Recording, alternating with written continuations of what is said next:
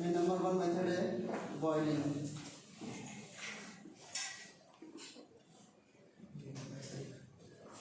देखो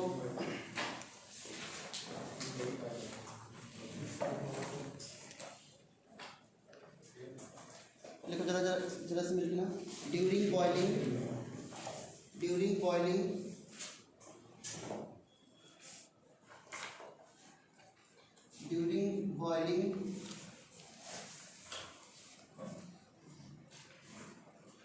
soluble magnesium bicarbonate MgSO3 का whole twice, soluble magnesium bicarbonate converted into insoluble magnesium hydroxide,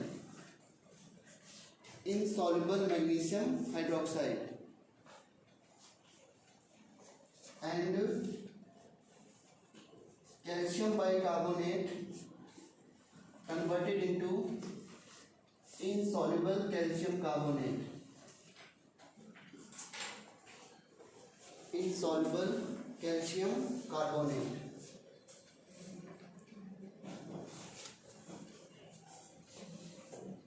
देखो यहाँ पे केमिकल रिएक्शन क्या है।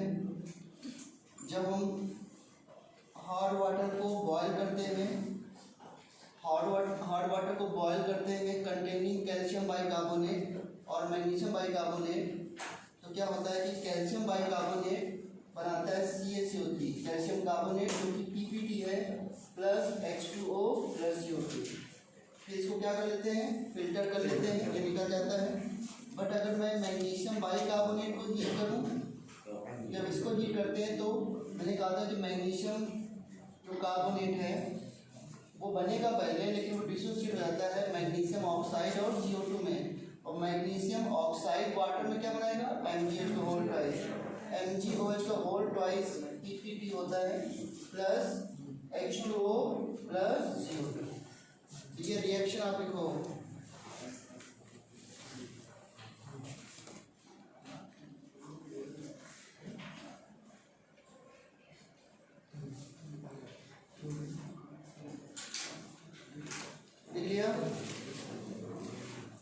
रिएक्शन लिख लिया। आगे लिखो दीज प्रेसिपिटेट, ये और ये दीज प्रेसिपिटेट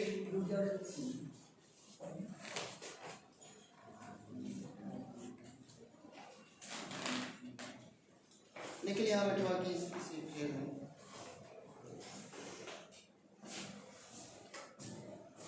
मार्क्स से लगा भाई साहब, मार्क्स से लो मार्क्स।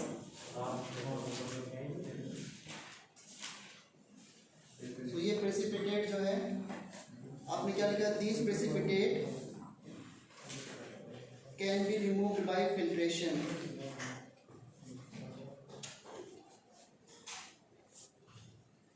इन प्रेसिपिटेट को फिल्ट्रेशन करके रिमूव कर सकते हैं, ठीक है। सो इसमें अल्ट्रा थिन फिल्टर पेपर लिए जाते हैं।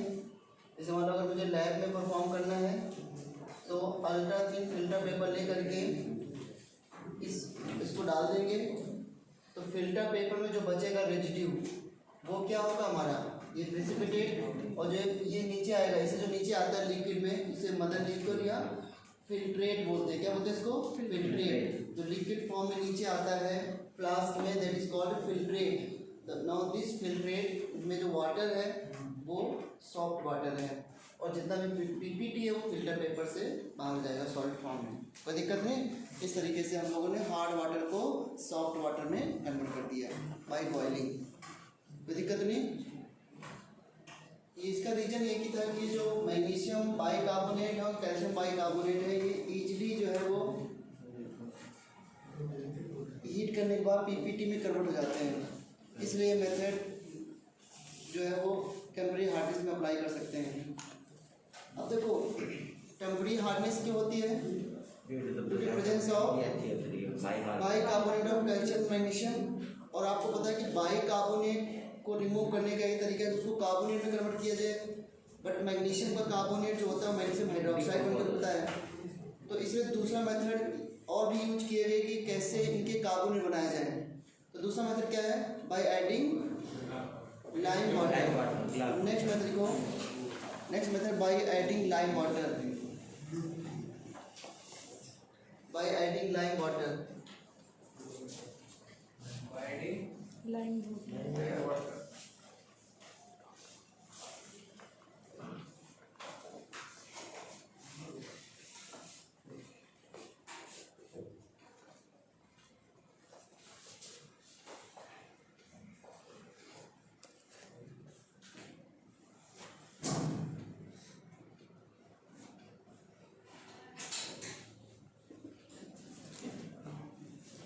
सही बच्चों को पता है लाइम वाटर होता है कैल्शियम हाइड्रोक्साइड CaOH का होल ट्वाइस, ठीक है।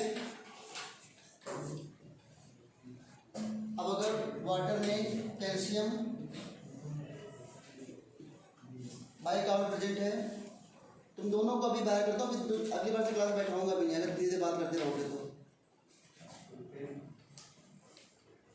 प्लस CaOH का होल ट्वाइस ये ऐड कर दिया हमने, तो क्या बनेगा देखो। अब देखो बाइकार्बोनेट है, लाइम वाटर हीट करते हो तो आपको पता है कि कैल्शियम कार्बोनेट बन, ये रिएक्शन पहले भी आपने की है कि जब हम लाइम वाटर में CO2 पास करते हैं तो कैल्शियम कार्बोनेट बनता है, और फिर और पास करें तो मिल्की एंटीसल्फेट होती है क्योंकि क्या बन जाता है कैल्शियम बाइकार्बोनेट, और फिर वापस से पास करें फिर से कैल्शियम कार्बन बन जाएगा। यहाँ बनेगा कैल्शियम कार्बोनेट, जितना भी CO2 होगा वो कैल्शियम कार्बोनेट बन जाएगा। प्रेसिपिटेट के लिए इसे सिंबल यूज करते हैं और प्लस वाटर। बट अगर मैग्नीशियम बाइकार्बोनेट है SiO3 और इसमें लाइम वाटर पास करेंगे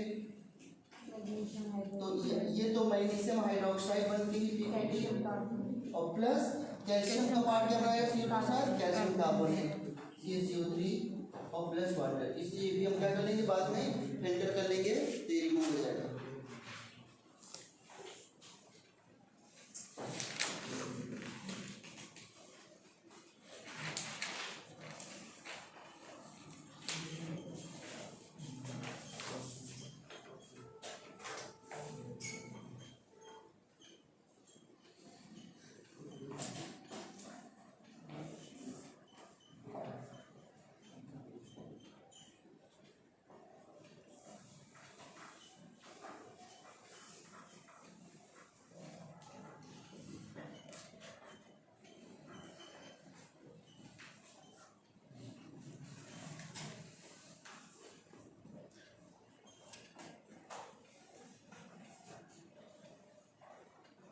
लैंग्वेज में एक लाइन लिख लो। In this method calculated amount of lime water is added. In this method, calculated amount of lime water is added to hard water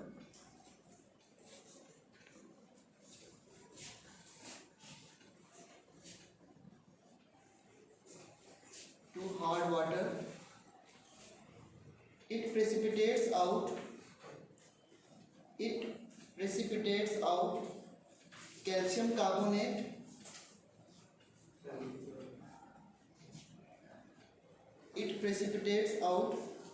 carbonate and magnesium hydroxide। Formula use लिखना, formula use करना। and magnesium hydroxide which can be filtered off।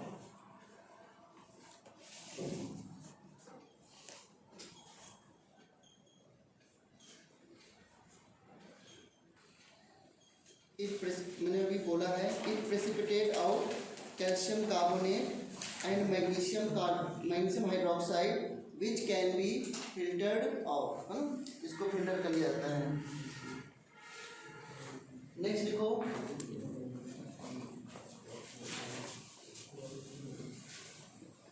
Removal of permanent hardness. Removal of permanent hardness।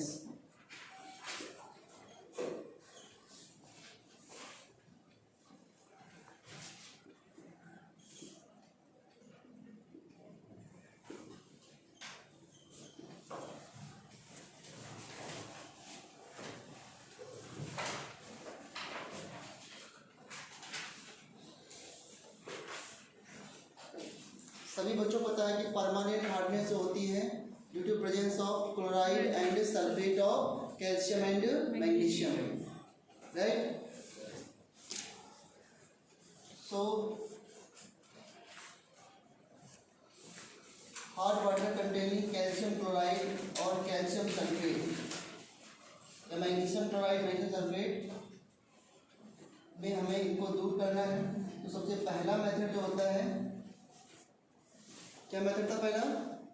Bye adding washing soda. तो देखो number 1 method treatment with washing soda. Number 1 method है by treatment with washing soda.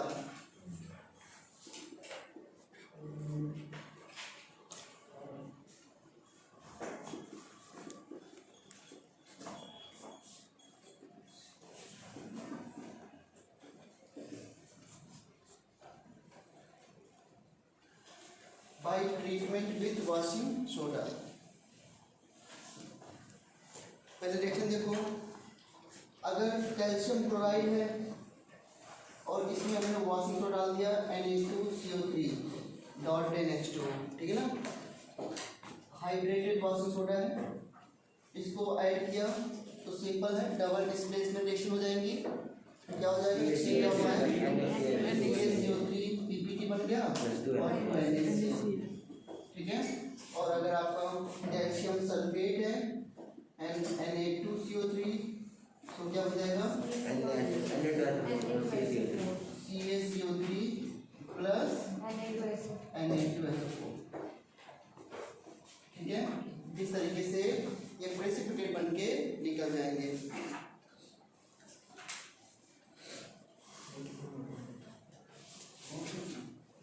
देखना जरा, washing soda converts, note करना है reaction, लिख लो पहले, note कर लेना। Washing soda converts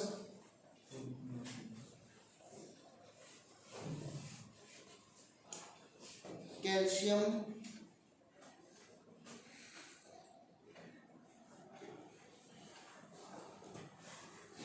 and magnesium chloride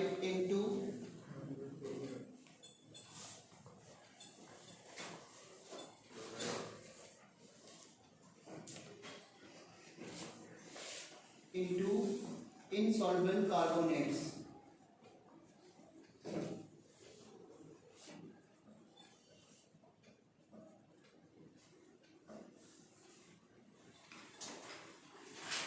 ठीक है, इसके बाद रिएक्शन लिख लो। कार्बोनेट तो बनेंगे, हाँ मैग्नीशियम में थोड़ा ध्यान देना पड़ेगा, कार्बन बनने के बाद फाइनली हाइड्रोक्साइड में चला जाता है।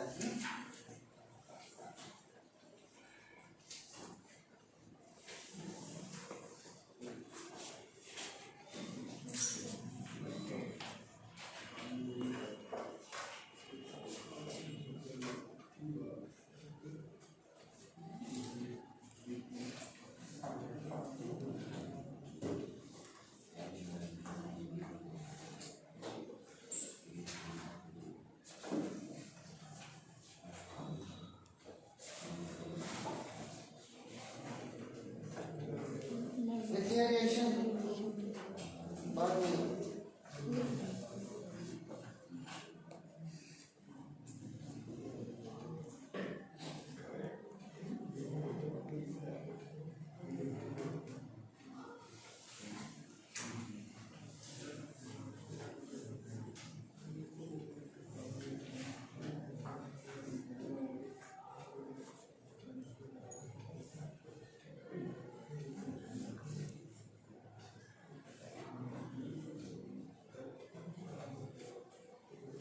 ठीक है। अब अगर देखो ध्यान से इसी मेथड में वहां से आप आगे आ जाओ, इधर आ रहे हैं, बैठ जाओ इधर हेमंत के पास। अगर हार्ड वाटर में मेनली मैग्नीशियम क्लोराइड या मैग्नीशियम सल्फेट है तो आप इसमें एक काम और कर सकते हो, आप अलग से अगर मेनली मैग्नीशियम बाइकार्बोनेट है, सॉरी क्या बोला मैंने, मैग्नीशियम क्लोराइड या मैग्नीशियम सल्फेट है, जैसे अभी मैंने किसके लिए बात की, कैल्शियम क्लोराइड या कैल्शियम सल्फेट के लिए, तो आप क्या कर सकते हो कि मैग्नीशियम क्लोराइड अगर है तो आप इसमें ऐड कर सकते हो कास्टिक सोडा, इसका नाम क्या होता है, सॉरी NaCl नाम क्या होता है, कास्टिक पोटास, इसको ऐड कर सकते हो। इससे ये रहेगा, लेकिन इसके अमाउंट ज़्यादा नहीं होना चाहिए, calculated amount, because otherwise water क्या हो जाएगा, बेसिक NaOH बेस है ना, वो भी डिस्टर्ब करेगा, इसलिए कैलकुलेटेड अमाउंट में ये इस तरह यूज करो कि तभी तो हम लोग पढ़ते हैं स्टोकियोमेट्री या मोल कंसेप्ट, कि इन दोनों के मोल आपस में क्या हो जाए, खत्म हो जाए रिएक्शन में ना। अगर ये बच गया तो सोल्यूशन क्या कर देगा, बेसिक कर देगा, और ये बच गया तो फिर हार्ड वाटर ही बना रहेगा, नहीं बस समझे बात। तो इसलिए अगर इसको ऐड करेंगे तो क्या बन जाएगा, MgOH का होल ट्वाइस और प्लस 2 NaCl, ठीक है, और ये क्या आपका you can also add, note लिख सकते हो कि to remove mainly magnesium chloride we can also add caustic, क्या बोले, हाँ कैलकुलेट अमाउंट ऑफ, कैलकुलेट का नाम क्या बताया हमने, कास्टिक सोडा नहीं, हाँ कास्टिक सोडा बोलते हैं इसको, कास्टिक पोटास, सोडियम हाइड्रोक्साइड बोल दो, क्या क्या दिक्कत है, NaOH।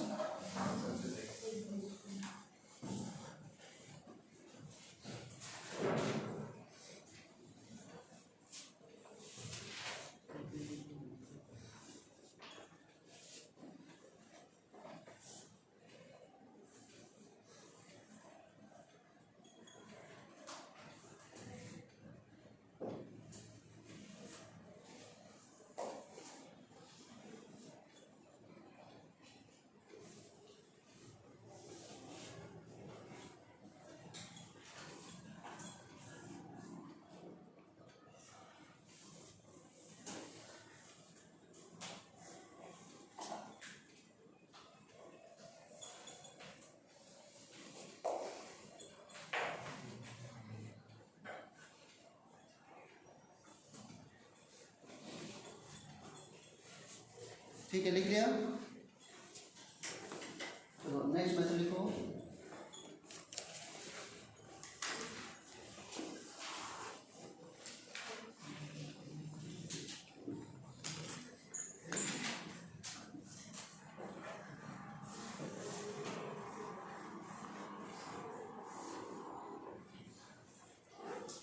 इसके बाद जो भी मेथड है इसमें वो डिफिकल्ट मेथड है, बहुत कॉम्प्लेक्स मॉलिक्यूल यूज होते हैं, तो अभी तो सब लिख सकते हैं, ज़्यादा याद करना आपके लिए मुश्किल ही होगा। नंबर 2 मेथड है,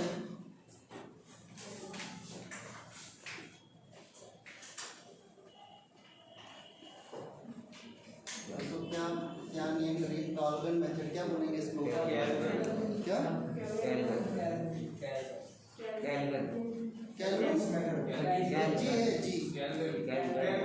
कैल्गन मेथड ना, ये एक कंपाउंड है, कैल्गन मेथड है ना, कैल्गन्स,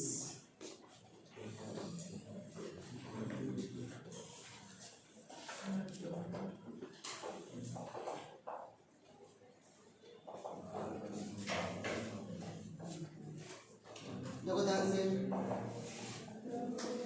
बात नहीं,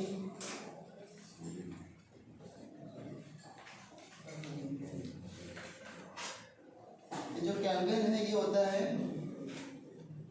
NaPO3,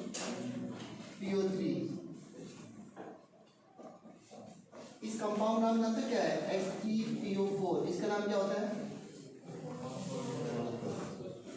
क्या नाम इसका, फास्फोरस है, फास्फोरिक, फास्फोरिक, हाँ, इसके ये तीन जो है H3PO3 और एक H3PO2 है ना, इसका नाम है फास्फोरिक एसिड, फास्फोरिक एसिड, और इसके बाद जब हाईएस्ट ऑक्सीडेशन स्टेट वाले को, फास्फोरस जो है 15 ग्रुप का होता है, तो इसकी हाईएस्ट ऑक्सीडेशन स्टेट +5 होती है, तो हाईएस्ट ऑक्सीडेशन स्टेट वाले जितने भी ऑक्सो एसिड होते हैं, जैसे ऑक्सो एसिड, वो सारे जो होते हैं वो इक में बोले जाते हैं। सल्फ्यूरिक एसिड, नाइट्रिक एसिड, ठीक है। HO3 का नाम क्या है? Nitric acid. यहाँ पे नाइट्रोजन की स्टेट क्या है? +5। H2SO4 किस में यहाँ पे क्या +6। और सभी की मैक्सिमम ऑक्सीडेशन स्टेट से आप अवेयर हो? नहीं अवेयर हो? ग्रुप 16 की मैक्सिमम स्टेट क्या होती है? +6। मिनिमम क्या होती है? -2। तो अगर मैक्सिमम स्टेट में होता है एलिमेंट किसी भी एसिड में तो वो हमेशा इक फॉर्म में होता है, ये फास्फोरिक एसिड। इसके बाद देखो यहाँ पे +3 आएगी, ये क्या होगा? Phosphorus acid. क्या होगा इसका? Phosphorus acid.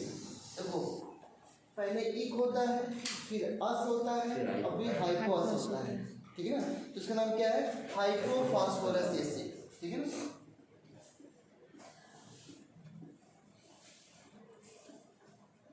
एंड इसका नाम है हाइपोफॉस्फोरस एसिड, ठीक है। +1। अब अगर जो इक वाला एसिड होता है उससे एक वाटर हटा दिया जाए, -H2O, ध्यान देना, इससे अगर एक वाटर मैं रिमूव कर दूं तो ये क्या बनेगा? क्या ये H3O3 बनेगा बच्चों? ये बनेगा ना। तो अच्छा बताओ इस कंपाउंड का सॉल्ट क्या होगा? जो इक एसिड होता है, ध्यान देना, जो इक एसिड होता है उसके सॉल्ट का नाम हमेशा 8 होता है। जो अस एसिड होता है उसके सॉल्ट का नाम हमेशा आई होता है। ये छोटी छोटी बातें हैं लेकिन इससे आपको इनऑर्गेनिक के नोमेनक्लेचर में बहुत हेल्प मिलती है, ठीक है, क्योंकि इसका कोई चैप्टर तो है नहीं और हमेशा नोमेनक्लेचर में कंफ्यूजन रहता है। अब जैसे मान लो मैं अभी Na2O3 लिखूँ तो इसका नाम नहीं बता पाओगे आप, क्या नाम है इसका। केवल आप इसका देखो, आप इसका नाम बता सकते हो। NaCl का नाम पता है? Sodium chloride. मैं यहीं पे बोल दूँ कि NaClO का नाम क्या है? ये भी सॉल्ट है। NaClO2 का नाम क्या है? NaClO4 का नाम क्या है? बता पाओगे? नहीं बता पाओगे ना।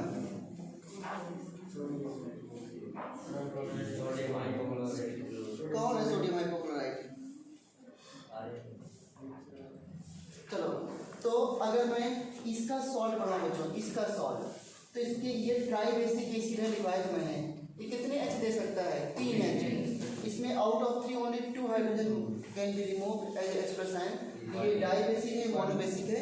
ये कई बार लिखवाया है मैंने, आयनिक इक्विलिब्रियम में बताया था। तो इसके 3 सॉल्ट बन सकते हैं और तीनों सॉल्ट के नेम दो कैसे हो सकते हैं? Na H2PO4 ये बन सकता है बाय मोल ऑफ 1H। ये सॉल्ट कैसे बनेंगे? By the reaction with caustic potash या कास्टिक सोडा Na1 के साथ करा के रिएक्शन बनाओगे सॉल्ट, है ना। तो अगर ये एक H+ रिप्लेस हुआ from 1 OH ion of NaOH, ये बनेगा। दूसरा क्या होगा? Na2PO4 और तीसरा क्या होगा बच्चों? Na3PO4, ठीक है ना। देखो नाम क्या हो, जब मैंने कहा कि इक एसिड होता है तो उसका सॉल्ट का नेम एंड होता है 8 से। सॉल्ट में सफिक्स क्या आता है? 8। क्या सफिक्स आता है? 8। तो इसका नाम क्या होगा? Sodium phosphate. कोई दिक्कत तो नहीं है? Sodium phosphate, die sodium hydrogen phosphate, sodium di hydrogen phosphate. तो इस तरह के नोमेनक्लेचर बड़े इंपॉर्टेंट हैं। अब ये चीज़ें कोई अलग चैप्टर में नहीं है, ये चीज़ तो प्राय आपकी नॉलेज है कि ये चीज़ें आपको आनी चाहिए। अब बताना मुझे कार्बन मेथड है लेकिन ये बीच में ये कंपाउंड आ गया, इसे बताने लगा इसका नाम क्या है। अब इसका नाम मैं डायरेक्टली लिख सकता था कि इसका नाम सोडियम मेटाफॉस्फेट है, सोडियम मेटाफॉस्फेट, लेकिन वो डायरेक्ट नहीं लिखा। अब देखो क्या इनमें कोई इसके जो 3 सॉल्ट बनते हैं क्या उसमें कोई ये आया है? क्या नहीं आया ना। अगर मैं इससे वाटर हटा देता हूँ तो ये H2O3 बना। तो जब किसी इक एसिड से एक वाटर हटा दिया जाता है तो उसके आगे नाम रहता है मेटा। इसका नाम है फास्फोरिक एसिड, इसका नाम है मेटाफॉस्फोरिक एसिड। क्या नाम है इसका? Metaphosphoric acid. जैसे याद करो ये कंपाउंड का नाम था बोरिक एसिड और इससे अगर एक वाटर हटा तो बनेगा HbO2। ये बचेगा बच्चों, देखो ध्यान से। अगर मैं से एक वाटर हटा तो उसका नाम क्या बचेगा? HbO2। उसका नाम है मेटाबोरिक एसिड। अगर किसी ऑक्सो एसिड से, किसी एसिड से अगर आप एक वाटर हटाते हो जो बचता है, इन जनरल इनऑर्गेनिक उसको मेटा लगा के बोला जाता है। क्या लगा के बोलते हैं? मेटाबोरिक एसिड। अब बताओ इसका सॉल्ट क्या होगा बच्चों? NaBO2। उसका नाम क्या होगा? Sodium metaborate. क्या क्या और दो इसका R2 बोरिक एसिड है, बोरिक एसिड बोल सकते हो आप। बोरिक एसिड नोमेनक्लेचर के लिए हम सॉल्ट बनाने के लिए बोरिक एसिड यूज करते हैं। अब इसका नाम क्या था मैंने बताया, मेटाबोरिक एसिड। इसका सॉल्ट का नाम क्या होगा, सोडियम मेटाबोरेट, जो कि बोरेक्स बीट टेस्ट में बनता है। कोई दिक्कत नहीं। सो इसी तरीके से इसमें जो वाटर निकाल दिया तो H2O3 बच्चों, H2O3 का NaOH के साथ सॉल्ट क्या होगा, HPO3 का NaOH के साथ क्या सॉल्ट होगा बताइए जरा। OH माइनस H प्लस ले लिया, क्या बनेगा NaPO3। अब ये अगर मेटाफॉस्फोरिक एसिड, इसका नाम क्या होगा, सोडियम मेटाफॉस्फेट। सोडियम मेटाफॉस्फेट इक वाले कहाँ से एंड होता है, एक। अगर मैं इसका सॉल्ट बनाता, इसके दो ही सॉल्ट बन सकते हैं because it is a dibasic acid. ये पहले भी बता चुका हूँ कि सॉल्ट में, तो इसके अगर सॉल्ट बनाओगे दो बनेंगे ना, NaH2PO3, एक H मूव कर दिया और अंदर क्या बनेगा Na2HPO3। इसका नाम क्या देखो, सोडियम, जैसे ना बच्चों सोडियम डाइहाइड्रोजन फॉस्फाइड। आइड लगा रहा ना क्योंकि अस वाले का नेम किससे एंड होता है, आइड से, और इसका नाम क्या होगा, सोडियम फॉस्फाइड। सोडियम फॉस्फाइड या सोडियम हाइड्रोजन फॉस्फाइड, कोई दिक्कत नहीं। हाँ बोलो, कार्बोनिक एसिड का नाम सोडियम कार्बोनेट से एंड नहीं होता था, आप इसको क्या बोलते हो, Na2CO3 क्या बोलते हो, सोडियम कार्बोनेट, और NaCl क्या बोलते हो, सोडियम बाइकार्बोनेट। तो इस तरीके से ये नॉमेनक्लेचर सॉल्ट होते हैं, ये सब आपको आना ही चाहिए क्योंकि बहुत सारे सॉल्ट आगे ट्वेल्थ में बनेंगे, उसमें कोई नया चैप्टर नहीं है। आपको 11th में जितना आप सीख सकते हो सीख लो। तो ये देखो, अच्छा इनके नेम तो भी कोई नहीं, तो सोडियम क्लोराइड है, सोडियम हाइपोक्लोराइड है, सोडियम क्लोराइड है और सोडियम क्लोरेट है। जैसे अगर मैं इसका सॉल्ट बनाऊंगा तो एक बनेगा NaH2PO2। अब देखो इसका नाम क्या होता है, मैंने हाइपोक्लोराइड, तो सोडियम हाइपोफॉस्फाइड, क्या नाम होगा इसका, सोडियम हाइपोफॉस्फाइड या सोडियम डाइहाइड्रोजन हाइपोफॉस्फाइड।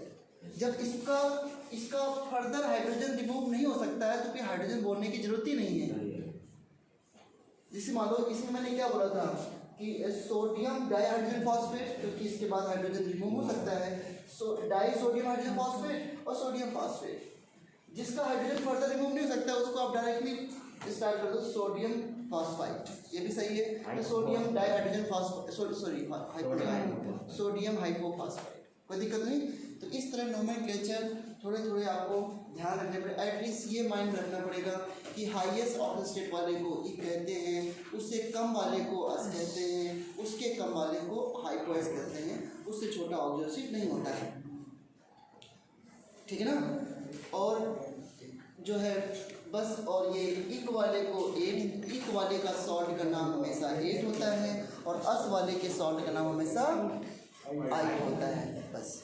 और बिना ऑक्सीजन वाला हमेशा आइड होता है, बिना ऑक्सीजन वाला आइड होता है। NaCl का नाम क्या होता है, सोडियम क्लोराइड। MgCl2 नाम क्या होता है, मैग्नीशियम क्लोराइड। अच्छा, खुद ऑक्सीजन को ऑक्साइड बोलते हैं, लेकिन बिना ऑक्साइड वाले जितने भी अदर सॉल्ट होते हैं वो हमेशा आइड होते हैं। तो तीन ही चीज़ें तो हैं, केवल आइड है और एट है और आइट है ना। अब आइट में हाइपो आइट हो जाता है, अलग बात है। इक में मेटा इक हो जाता है, अलग बात है नहीं। तो देखो जैसे कि अब मेटा या तो फॉस्फेट होगा या तो मेटा फॉस्फेट होगा, या तो आइट होगा या तो हाइपो आइट होगा, कोई दिक्कत नहीं। बस यही इतने सॉल्ट आपको पूरी जो है 11th और 12th केमिस्ट्री में फेस करने पड़ेंगे, क्योंकि 12th में इसकी बहुत ज़्यादा नोमेनक्लेचर अभी तक जो पढ़ा रहा हूँ। पी ब्लॉक 12th में पी ब्लॉक चल रहा है, तो उसमें इन्हीं चीज़ों में दिक्कत है, पता नहीं कौन हाइपोक्लोराइट है कौन क्लोरेट है, ठीक है। तो इसलिए आप प्लीज़ पहले से इनको ध्यान रखो। बाकी ये सब चीज़ें तो वैसे भी आपको ध्यान नहीं रहने वाली। गार्गल्स मेथड क्या है, सोडियम एक्सचेंज मेथड क्या है, ये तो कॉम्प्लेक्स मेथड है, ध्यान तो रहने नहीं है। आपको ध्यान क्या रखना है, क्या रहना है कि क्लास मेथड क्या था और लाइन वाटर कैसे किया था और सुवासी सोडा वाला कैसे किया था, ठीक है। अब ये लिखा है NCERT में तो पढ़ाना ही पड़ेगा। तो कार्बन जो होता है वो क्या होता है, सोडियम मेटाफॉस्फोरिक, सोडियम मेटाफॉस्फेट का कॉम्प्लेक्स सॉल्ट होता है, इसका होल 6 ये कार्बन होता है। NCERT में इसका फॉर्मूला लिखा हुआ है डायरेक्टली Na6P6O, ये लिखा हुआ डायरेक्ट, ऐसा कुछ नहीं मेंशन है कि ये इसका है। जो मैंने उसमें भेजा था PDF, उसमें बात कही गई।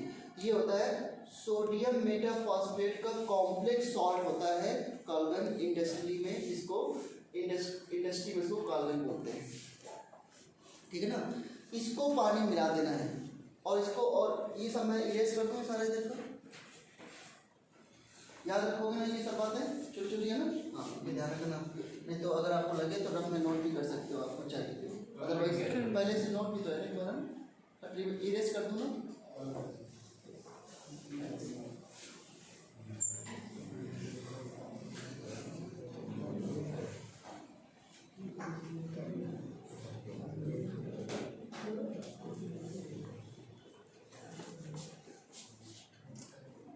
जितना भी हाइड्रोजन होना होगा हो जाएगा।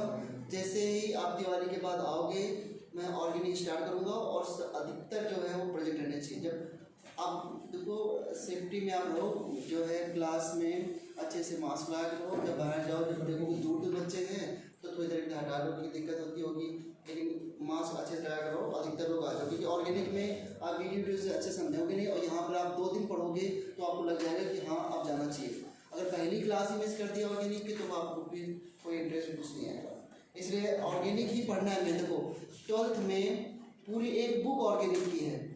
ये सब ई ब्लॉक पी ब्लॉक इनको हमेशा लोग साइड में रखते हैं, ज़्यादा कोई नहीं पढ़ाता है, यहाँ पे थोड़ा सा इतना ध्यान दे रहे हैं। तो हम तो इसके पहले हाइड्रोजन पी ब्लॉक ध्यान नहीं देते थे इतना, क्योंकि इसमें अधिकतर सब याद करने का पोर्शन है। ऑर्गेनिक जब सबसे ज़्यादा समझने की है फिजिकल केमिस्ट्री में, और ऑर्गेनिक 11th में तो 2 चैप्टर हैं, 2 क्या एक ही चैप्टर मान लो, लेकिन वो इतना मतलब उस NCERT के हिसाब से करें तो कुछ नहीं है, लेकिन उसको अगर सही समझे क्योंकि 12th की ऑर्गेनिक पूरी 11th के ऑर्गेनिक पे बेस्ड है। दो चीज़ें हैं 11th में तैयार रखने की जो हमें तैयार होनी चाहिए। एक केमिकल बॉन्डिंग जो हमेशा यूज होगी, हमेशा यूज होनी है केमिकल बॉन्डिंग 12th में भी, किसी भी कंपटीशन में भी।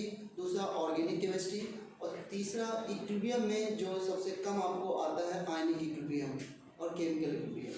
ये 2 चैप्टर भी, लेकिन ये चैप्टर तो फिर से रिवाइज आते हैं जब आपके वापस टेस्ट होंगे, बट लेकिन केमिकल बॉन्डिंग आपकी थोड़ी ठीक थी और ऑर्गेनिक में भी दिक्कत नहीं आएगी अगर आप छुट्टी के बाद जो है वो रेगुलर क्लास में होगे तो उसमें कोई दिक्कत नहीं आएगा, आपको इंटरेस्ट भी आएगा, आपको लगेगा कि हाँ ठीक है थोड़ी बहुत केमिस्ट्री ठीक होती है, ठीक है।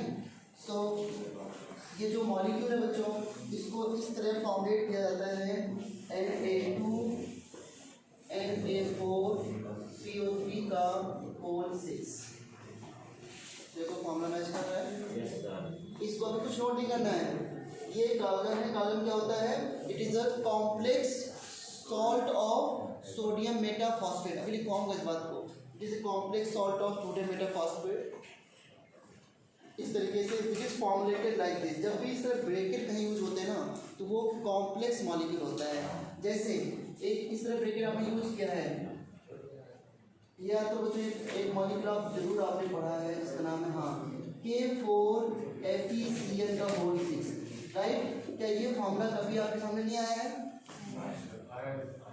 इसका नाम क्या होता है, सोडियम पोटेशियम फेरोसाइनाइड, ऐसा वर्ड सुना होगा, पोटेशियम फेरोसाइनाइड। इस मॉलिक्यूल को अगर आप वाटर में डिजॉल्व करो ना, ये ब्रैकेट आते क्यों लगाए जाते हैं, ब्रैकेट हाँ कॉम्प्लेक्स की इतना पार्ट जो है वो आयनों में नहीं टूटेगा, इस वजह से ब्रैकेट लगाए जाते हैं। तो अगर इसको मैं पूछूं कि इस कंपाउंड को अगर वाटर में डिजॉल्व करूं तो कितने आयंस मिलेंगे, 2 आयंस मिलेंगे, वेरी बैड, ठीक है। ये मिलेगा 4K प्लस और FeCl का होल 6। आप ये कह सकते थे सर 2 टाइप के आयन मिलेंगे, टोटल आयन तो 5 है ना, ये 4 के नहीं दिख रहे थे आपको, 2 कैसे बोल दिया आपने, 2 टाइप बोला था, अच्छा वेरी गुड। तो ये 4K प्लस और यहाँ पर FeCl का होल 6, टोटल आयन कितने मिले, 5 आयन। ये जो मिलता है इसे बोलते हैं कॉम्प्लेक्स आयन। क्या बोलते हैं इसको, कॉम्प्लेक्स आयन। जब बहुत सारे जो एटम एक साथ जुड़े हों उसके ऊपर चार्ज हो तो वो कॉम्प्लेक्स आयन होता है, ठीक है ना। तो इस तरह के मॉलिक्यूल क्या होते हैं, कॉम्प्लेक्स मॉलिक्यूल। अगर मैं इसको इस तरह आप कहोगे सर इसको इस तरह फॉर्मेट करने से क्या फ़ायदा है, याद करो ये जो कंपाउंड है CuSO4.5H2O, अब पता नहीं कहाँ आ गया हूँ कार्बन मैटर में, CuSO4.5H2O, याद करो इसे क्या बोलते हो आप लोग, ब्लू विट्रॉल बोलते हैं। ये ब्लू कलर का क्यों होता है, इसको आगे क्लास में समझाया जाता है, क्योंकि ये मॉलिक्यूल एक कॉम्प्लेक्स मॉलिक्यूल है और इसको कैसे फॉर्मुलेट करते हैं शायद मैंने कभी बताया हो, नहीं बताया है, ओके। तो ये बन जाएगा CuH2O का होल 4 और क्या मिलेगा SO4.H2O। इसको इस तरह फॉर्मुलेट करते हैं, अब अगर ये ना पता हो तो मैं कहूँ कि इस मॉलिक्यूल को बताओ डिजॉल्व करो वाटर में क्या मिलेंगे आयंस, तो आप तो ये कहोगे कि Cu2+ मिलेगा और SO4 2 मिलेगा, जो कि गलत है सर। इस मॉलिक्यूल को अगर वाटर में डिजॉल्व करोगे तो क्या मिलेंगे आयंस बच्चों? CuH2O का होल 4 2+ और SO4 2-, ये मिलेंगे आयंस इसमें। और अगर इसमें ये क्वेश्चन आ जाए कि CuSO4.5H2 में कॉपर की कोवैलेंसी क्या है या कॉपर का कोऑर्डिनेशन नंबर क्या है, तो कोऑर्डिनेशन नंबर का मतलब क्या होता है? Number of coordinate bond. तो जब भी इस तरह, हाँ एक बार याद रखना, जब भी इस तरह कॉम्प्लेक्स बनाओ, ये सब चीज़ें 12th में है, अभी तो बस प्रायर नॉलेज लिए सब चीज़ें 12th में भी कॉम्प्लेक्स में क्या क्वेश्चन नंबर क्या होता है। तो इस तरह जब ब्रेकेट लगा होता है तो जो मेटल होता है और ये जो बाकी मेटल के अलावा जो भी अंदर होता है वो हमेशा लुईस बेस होता है, और उसके साथ हमेशा केवल कोऑर्डिनेट बॉन्ड बनते हैं। तो इसमें कितने बॉन्ड हैं? 4। तो यहाँ पर 4 कोऑर्डिनेट बॉन्ड बनेंगे, मतलब कि ये कॉपर 2+ जो है इसके चारों तरफ 4 वाटर के कोऑर्डिनेट बॉन्ड इस तरह बनेंगे। तो यहाँ पे क्वेश्चन नंबर कितना है? 4। ये एक बढ़िया सा इंटीजर टाइप क्वेश्चन बन सकता है, आ चुका है इस तरह क्वेश्चन ये जे एडवांस में आ चुका है कि बताइए कि जब AlCl3 अपना डायमर बनाता है तो डायमर बनने के बाद एल्युमिनियम का क्वार्टज नंबर क्या हो जाता है, उसकी कोवैलेंसी क्या हो जाती है? तो याद करो AlCl3 में 3 बॉन्ड है और Al2Cl6 में एक और बन जाता है ना, तो कितना बॉन्ड हो गया? 4। ये 4 नंबर क्वेश्चन है, नहीं समझे बात को? तो अब इस तरह फॉर्मुलेट करने का मतलब ये कि अगर मैं कहूँ कि इस कंपाउंड को आयनों में डिसोसिएट को बताओ क्या मिलेंगे आयंस, तो अगर फॉर्मुलेट नहीं करूँगा तो कैसे बता पाओगे कि किसके आयंस क्या हैं? तो अब तो बता सकते हो इसके आयंस क्या होंगे, 2 Na+ मिलेंगे और इसके ऊपर कितना चार्ज मिलेगा? 2-। नहीं समझे बात को? इसलिए फॉर्मुलेशन बताया जाता है। अभी 11th में 12th में चीज़ें जब आएंगी तो ये और सिंप्लीफाइड हो जाएगा आपके लिए कि हाँ ऐसा कुछ पढ़ा था हमने, ठीक है। तो इसका फॉर्मुलेशन ये है, अगर इस तरह फॉर्मुलेशन ना होता तो ये कंपाउंड कभी ब्लू कलर ना शो करता। ये कॉम्प्लेक्स जब बन जाते हैं ना तभी कंपाउंड कलर आता है, ठीक है ना। तो ये मॉलिक्यूल है, इसको इस तरह लिखते हैं। अब देखो अगर मैं इसको हार्ड वाटर में ऐड करता हूँ बच्चों, तो हार्ड वाटर में क्या है? Calcium chloride, magnesium chloride, calcium sulphate, magnesium sulphate. तो मान लो कैल्शियम क्लोराइड है और इसको हमने डाल दिया Na2 Na4 और PO3 का होल 6। तो क्या होगा? इतना तो क्लियर है कि यहाँ पर जो सोडियम है वो कैल्शियम से रिप्लेस होगा, अंदर वाला क्यों रिप्लेस होगा? भाई कैल्शियम पे पॉजिटिव चार्ज है तो वो तो यहाँ पे निगेटिव देखेगा ना कहाँ पे है। तो अब बताओ एक बात समझना, अभी एक चीज और पढ़ोगे कि कभी कभी जो है एक आयन दूसरे आयन को रिप्लेस कर देता है क्योंकि उसका अट्रैक्शन फोर्स दूसरे आयन की स्पीड में ज़्यादा होता है। जैसे एक बात मैं बताता हूँ बस सीखने के लिए, एक ये कॉम्प्लेक्स है AgCN का होल ट्वाइस, ये कॉम्प्लेक्स है, ठीक है बच्चों। और इसमें क्या है कि इसमें हमने जिंक डाल दिया। अब यहाँ पे सिल्वर की ऑक्सीडेशन स्टेट निकालो तो ये +1 है और जिंक की ऑक्सीडेशन स्टेट +2 होती है। ZnCl2 ZnSO4 ऐसे सुने कंपाउंड जिंक के। तो इसके आगे अगर नेगेटिव हटाना चाहो तो यहाँ पे हमने लगा दिया सोडियम, ठीक है। तो ये जब इससे रिएक्ट करता है तो ये बना लेता है Na2ZnCl का होल 4, ये बना लेता है, ठीक है। अब इसने क्या किया कि और यहाँ से सिल्वर को बाहर भगा दिया, ये 2 मॉलिक्यूल ले लिए। अब इसमें सोचिए कैसा क्या हुआ, बस ये देखो कि इस जिंक ने यहाँ पे आ गया खुद और सिल्वर को बाहर निकाल दिया। क्यों? क्योंकि Zn पे 2+ चार्ज था तो इसने ज़्यादा स्टेबल कॉम्प्लेक्स बनाया विद रिस्पेक्ट टू सिल्वर, क्योंकि इसमें क्या चार्ज था? +1 था। तो ऐसे कह सकते हैं कि zinc is a better complexing agent than silver, मतलब इस तरह कॉम्प्लेक्स बनाने में जिंक ज़्यादा स्टेबल कॉम्प्लेक्स बनाता है, ठीक है ना। तो क्योंकि इस पे +2 चार्ज है, वैसे यहाँ पर कैल्शियम पे +2 है और सोडियम पे क्या है? +1। तो कैल्शियम के अंदर मेटाफॉस्फेट से जुड़ने की टेंडेंसी ज़्यादा है, तो क्या करेगा कि वो इस सोडियम को रिप्लेस करेगा और खुद इसकी जगह पे आ जाएगा। ये रिएक्शन होगी यहाँ पर, ठीक है। लो क्या बनेगा कंपाउंड Na2 Na2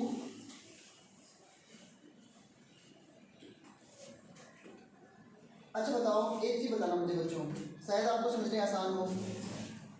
यहाँ पे कितने Na हैं? 4। थोड़ा सा समझ लेता हूँ मैं। Na4 है, 4 Na है। 4 Na पे कितना पॉजिटिव चार्ज होता है? 2। तो 4 Na को रिप्लेस करने के लिए कितने कैल्शियम चाहिए? 2 कैल्शियम। Very good. तो बन जाएगा Ca2PO4 का PO3 का होल 6 और प्लस यहाँ पर 4Na प्लस, या 4Na प्लस या NaCl लिख दो, क्या दिक्कत है ना? यहाँ पे 2 लिख दो तो यहाँ पे 4NaCl हो जाएंगे। ये कॉम्प्लेक्स बन गया, ठीक है ना? और ये कॉम्प्लेक्स, कैल्शियम इस कॉम्प्लेक्स बन करके इसको बाहर कर लेंगे और इसके बाद सॉफ्ट वाटर बन जाएगा, उसमें क्या रह जाएगा? सॉल्ट। ये मेथड है। तो मेथड तो 2 लाइन का था, मतलब ये रिएक्शन लिखनी थी। मैं ऐसे भी कर सकता था कि भाई Calgon is a complex salt of metaphosphate, sodium metaphosphate and reaction इस तरह होती है। और अगर एनसीईआरटी से करते तो उन्होंने तो इस तरह कुछ बोला नहीं, बस इसी में यहाँ पर Na6 की जगह पे कैल्शियम लगा दिया है और हो गया। तो उसके बाद जो सब चीज़ें बताई हैं वो सब चीज़ें आपके लिए ज़्यादा इंपॉर्टेंट है विद रिस्पेक्ट टू ये मेथड। तो जरा लिख लो तुरंत बारे इसमें 6 है, हम 6 मॉलिक्यूल से हादसा होना चाहिए, सोडियम हादसा मेटाफॉस्फेट। हाँ, तो ये मैंने इसका होल ट्वाइस किया है ना, ये तो इसी का याद करो, मतलब ये इसको एम्पेरिकल फॉर्म नहीं होता है, एम्पेरिकल फॉर्म इस तरीके से। तो इसका हमने कहा कि ये complex salt of sodium phosphate, मैंने कॉम्प्लेक्स इसका जैसे कहते हैं hexa polymer of sodium phosphate metaphosphate, ऐसे कह सकते हैं आप, ऐसे बोल लो जैसे बोलना चाहो। देखो पहले बताओ इसमें the complex salt of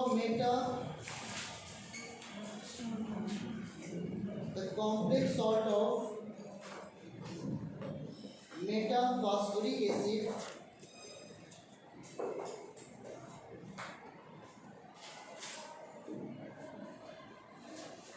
complex salt of metaphosphoric acid.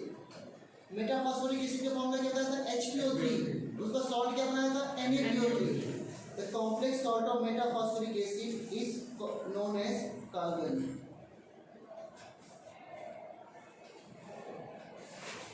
ठीक है, अब बच्चों हम लोग नीचे लिख लो मेटाफॉस्फोरिक एसिड, इसके लिए मेटाफॉस्फोरिक एसिड और इसका सॉल्ट क्या होगा? NaPO3। ओके, बोलो इसका सॉल्ट क्या होगा बच्चों? NaPO3। और कार्बन क्या होगा? इसका कॉम्प्लेक्स मॉलिक्यूल, कॉम्प्लेक्स मॉलिक्यूल क्या होगा? हेक्सा पॉलीमर, यानी कि NaPO3 का होल 6। ये आपका कार्बन है और फिर इसको रिप्रेजेंट कर देना कि इसको इस तरह लिखा जाता है फाइनली। ये समझे मैंने क्या बोला? H2 नीचे अपने आप को समझाने के लिए HPO3 is a metaphosphoric acid, so ये है सोडियम मेटाफॉस्फेट। इसका कॉम्प्लेक्स मॉलिक्यूल क्या हुआ? NaPO3 का whole 6 which is represented like this. Okay, और उसके बाद फिर क्या हो जाएगी? रिएक्शन हो जाएगी।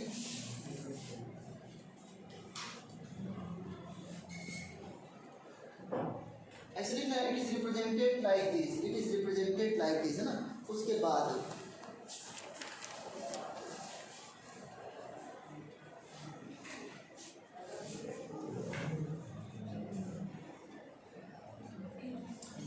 डायरेक्टली रिएक्शन लिख लेना और कोई दिक्कत नहीं है। और हाँ, इसके बाद से नीचे रिएक्शन